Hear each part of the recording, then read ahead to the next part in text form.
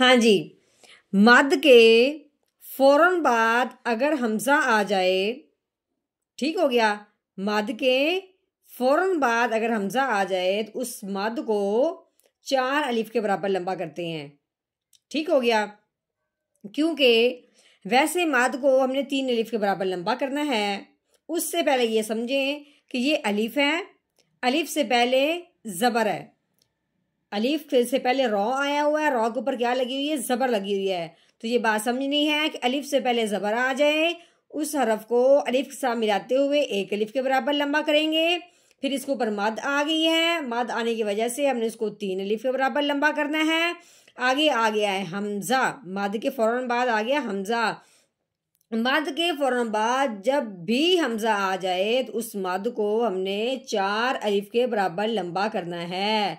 इस हमजा की वजह से मद को कितना लंबा कर दिया, 4 अलिफ के बराबर। दूसरी बात, अब हमजा आया है मद के फौरन बाद भी और उसी कलमा में, क्योंकि ये जो अराइकी है ये एक ही कलमा है, इसी एक कलमा के अंदर उसी कलमा में मद के फौरन बाद हमजा आ गया है। अब हमने मद को 4 अलिफ के बराबर लंबा क्यों करना है कि मद का नाम हो गया मद्दे मुत्तसिल, क्योंकि हमजा आ गया उसी कलमा में, उसी के साथ मिला हुआ, जुड़ा हुआ। अब हमने ये कहना है मुत्तसिल का मतलब क्या है कि मद के साथ हमजा मिला हुआ है, यानी उसी कलमा में आ गया है मद्दे मुत्तसिल। तो जब भी मद के फौरन बाद हमजा आ जाए तो उस मद को हमने 4 अलिफ के बराबर लंबा करना होता है। नहमदुहु व नुसल्ली अला रसूलिहिल करीम, अम्मा बाद फ़अऊज़ु बिल्लाहि मिनश्शैतानिर रजीम, बिस्मिल्लाहिर रहमानिर रहीम। अस्सलामु अलैकुम व रहमतुल्लाहि व बरकातुहू। उम्मीद है आप सब खैरियत से होंगे। इंशाल्लाह जहाँ होंगे ईमान और सेहत की नेमत से माला माल होंगे। हाँ जी, तो आगाज़ करते हैं हम अपने आज के सबक का दुआओं के साथ। तो चलिए शुरू करते हैं। अल्लाहुम्मा सल्ली अला सय्यिदिना व मौलाना मुहम्मदिन व अला आलि सय्यिदिना व मौलाना मुहम्मदिन व बारिक व सल्लिम। रब्बि इश्रह ली सदरी व यस्सिर ली अमरी वहलुल उक़दतम मिन लिसानी यफ़क़हू क़ौली। Rabbi ज़िदना इल्मा, rabbi ज़िदना इल्मा, rabbi ज़िदना इल्मा। अऊज़ु बिल्लाहि मिनश्शैतानिर रजीम, बिस्मिल्लाहिर रहमानिर रहीम। हाँ जी, ये आइन, आइन के ऊपर लगी हुई है जबर। आइन के ऊपर जबर लगी हो तो कैसे पढ़ेंगे, आइन जबर आ, ठीक है। आगे लाम के ऊपर लगी हुई जबर, ये आगे जो है या, इसके ऊपर कुछ नहीं लगा हुआ, अब ये हमने या भी नहीं पढ़ना, ठीक है। आगे अलिफ है, इसके ऊपर भी कुछ नहीं लगा हुआ, ये इसको भी नहीं पढ़ना। आगे ये लाम है, लाम के ऊपर क्या लगी हुई है, जज़म लगी हुई है। अब ये लाम साकिन हो गया। जो भी हरफ साकिन होता है जिसके ऊपर भी जज़म आती है, जो उससे पिछला हरफ होता है वो उसके साथ मिला देते हैं। अब हमने लाम को इस लाम के साथ मिलाना है इस जज़म की वजह से। दरमियान में या और अलिफ इन दोनों को नहीं पढ़ना, ठीक है। कैसे पढ़ेंगे, लाम लाम ज़बर लल अलल। हाँ जी, आगे देखें, ये है अलिफ, ठीक है। अलिफ के ऊपर आ गई हुई जबर, अलिफ के ऊपर जबर जेर पेश आ जाए उस अलिफ को अलिफ नहीं पढ़ते, उस अलिफ को हमजा पढ़ते हैं। अब इस अलिफ के ऊपर जबर आने की वजह से इस अलिफ को हमने हमजा पढ़ना है, तो कैसे पढ़ेंगे, हमजा जबर आ। कैसे, हमजा जबर आ। हाँ जी, आगे ये रॉ है, रॉ के ऊपर क्या लगी हुई है, जबर। आगे क्या है, अलिफ है। तो अभी हमने क्या पढ़ा है पहले कि अलिफ से पहले हरफ पे जब जबर आ जाए, अलिफ से पहले हरफ पे जब जबर आ जाए तो पहले वाला हरफ अलिफ के साथ मिलते हुए 1 अलिफ के बराबर लंबा होके पड़ेगा। कैसे, रो अलिफ जबर रो, ये तो हमने किया 1 अलिफ के बराबर लंबा।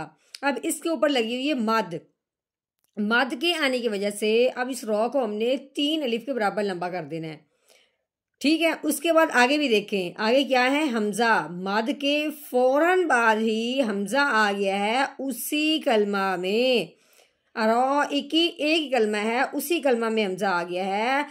मद के अगर फौरन बाद उसी कलमा में हमजा आ जाए तो उस मद को मद्दे मुत्तसिल कहते हैं।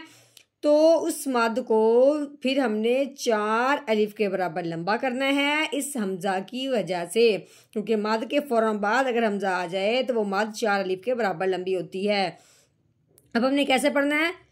रो अलिफ मद ज़बर रो, आरो,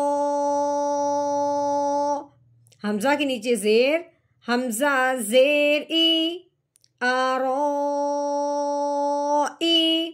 आगे ये काफ है, काफ के नीचे जेर लगी हुई है, काफ जेर की, आरो ई की, अलल आरो ई की। हाँ जी, आगे ये या के ऊपर क्या लगी हुई? जबर लगी हुई है। आगे नून, नून के ऊपर जज़म आने की वजह से नून साकिन हो गया। हमने क्या पढ़ा था कि जो भी हरफ साकिन होता है, जिस हरफ के ऊपर ये जज़म आती है तो वो पिछले वाला हरफ उस जज़म वाले हरफ के साथ मिल जाता है। अब पिछले हरफ या है, जज़म वाला हरफ नून है। अब अपने या को नून के साथ मिलाना है। दूसरी बात यह है कि नून जब साकिन होता है, जिस तरह जब नून के ऊपर आई तो नून साकिन हुआ, नून जब साकिन होता है तो आगे अगर हरूफ हल्की में से कोई हरफ ना आए तो फिर नून साकिन पे गुन्ना भी होता है। अब ज़ौ जो है ये हरूफ हल्की में से नहीं है। अब हमने नून साकिन पे गुन्ना करना है। कैसे? या नून ज़बर याओ, ठीक हो गया। इख्फा का गुन्ना करना है। आगे ज़ौ है, ज़ौ के ऊपर पेश है, वो पेश रो, हाँ जी। आगे रॉ के ऊपर लगी हुई है पेश, आगे वाओ के ऊपर आगे जज़म, तो ये वाओ साकिन हो गया। अब साकिन हरफ जो होता है वो पिछले वाले को अपने साथ मिलाता है। अब हमने रॉ को इस वाओ साकिन के साथ मिलाना है।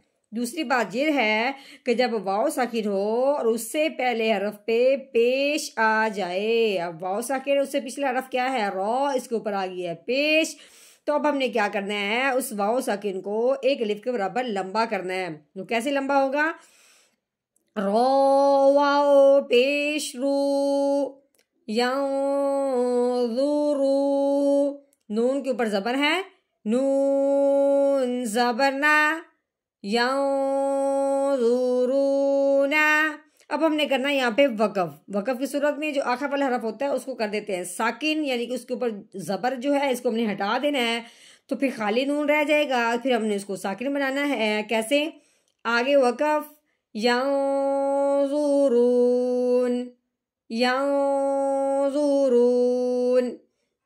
हाँ जी, मुकम्मल आयत का हमने किया तोड़। अब हमने करना है जोड़, यानी कि हम रवानगी के साथ पढ़ेंगे। तो कैसे?